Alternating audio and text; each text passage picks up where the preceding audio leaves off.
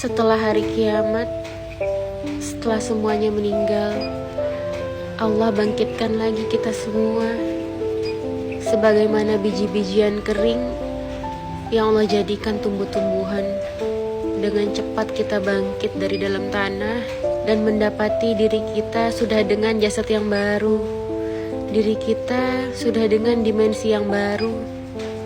Kita berada di padang mahsyar, tempat kita menanti. Kita tidak tahu seberapa lama kita menanti, karena 1000 tahun di dunia adalah hanya 1 hari di akhirat. Kita tidak tahu berapa puluh ribu tahun yang akan kita lalui. Lalu orang-orang beriman mendatangi Nabi Adam, meminta syafaat kepada Nabi Adam.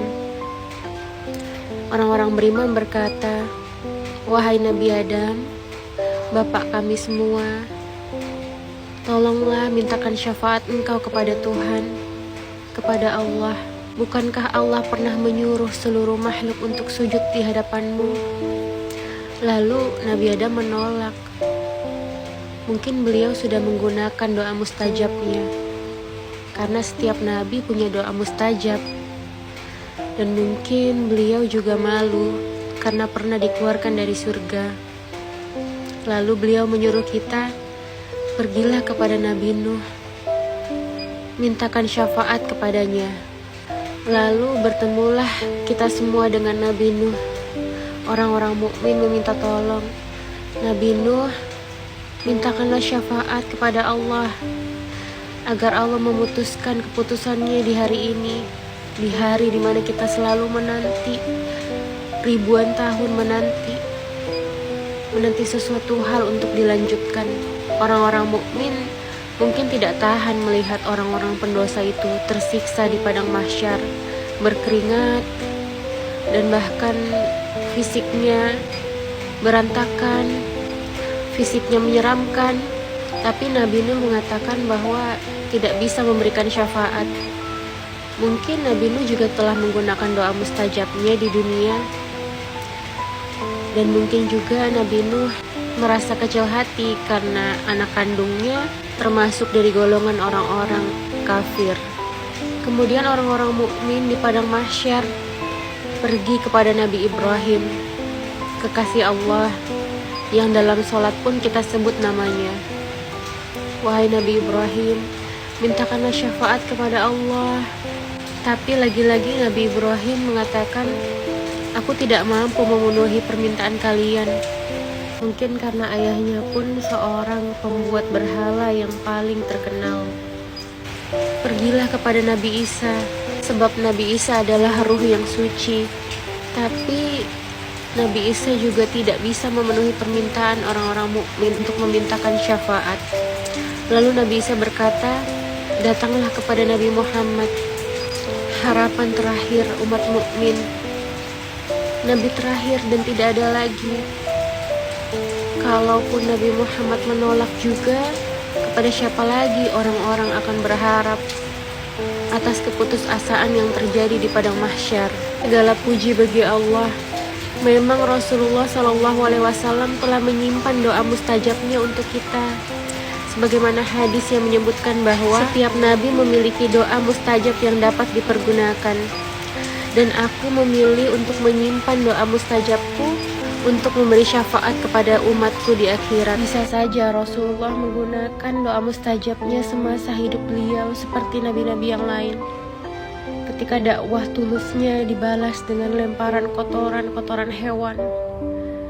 Ketika dakwah tulusnya dibalas dengan lemparan batu-batu yang tajam hingga melukai tubuh beliau. Atau ketika keluarganya dibunuh dengan sadis. Tapi Rasulullah terus menguatkan hati untuk menyimpan doa mustajabnya untuk kita, orang-orang yang tidak ada di dalam hidup beliau, umat akhir zaman yang bahkan kadang sering melupakannya. Allahumma salli ala Sayyidina Muhammad wa ala ali Muhammad. Rasulullah berkata, aku bersaksi kepada kalian semua bahwa syafaat adalah untuk setiap muslim yang meninggal dengan tidak menyekutukan Allah dengan apapun. Rasulullah menyungkurkan wajahnya ke tanah, sujud dan tidak pernah mengangkat kepalanya sambil terus memuji Allah. Lalu Allah berkata, Wahai Muhammad, angkatlah kepalamu, mintalah, niscaya akan aku berikan. Lalu Rasulullah tanpa pernah mengangkat kepalanya sedikit pun, dengan terus bersujud, Rasulullah berkata, "Ya Allah, umatku." Lalu Allah berkata, "Kau berhak memberikan syafaat kepada orang yang beriman walaupun dengan iman yang sebesar biji gandum." Karena Rasulullah khawatir banyak umatnya yang memiliki iman lebih tipis dan lebih kecil daripada biji gandum, Rasulullah terus bersujud, terus menerus bersujud, sampai Allah bertanya lagi, "Angkatlah kepalamu Muhammad, apa yang kau minta, niscaya akan dikabulkan."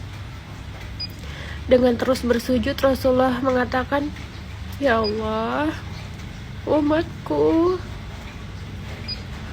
Lalu Allah mengatakan, "Berilah syafaat kepada umatmu yang memiliki iman sebesar biji sawi, iman yang lebih kecil daripada biji gandum yang tadi." Lalu Rasulullah terus menerus bersujud, karena Rasulullah khawatir umatnya banyak yang memiliki iman lebih kecil daripada itu. Lalu Rasulullah terus menerus bersujud. Allah berkata, "Wahai Muhammad, angkatlah kepalamu, mintalah lagi, niscaya akan aku berikan." Ya Allah, umatku, umatku, umatku, angkatlah kepalamu. Engkau berhak memberi syafaat bagi siapapun yang memiliki iman dan mengucapkan la ilaha illallah dengan tulus dan ikhlas. Sebegitu besarnya cinta Rasulullah kepada kita, hingga wajahnya yang mulia terus menyungkur bersujud kepada Allah, asalkan kita semua diselamatkan. Rasulullah tahu iman kita lebih kecil daripada biji gandum, lebih kecil lagi daripada biji sawi, dan bahkan kita hanya mengucapkan la ilaha illallah. Hanya kebaikan itu yang kita punya dalam hidup kita, dan Rasulullah tahu itu.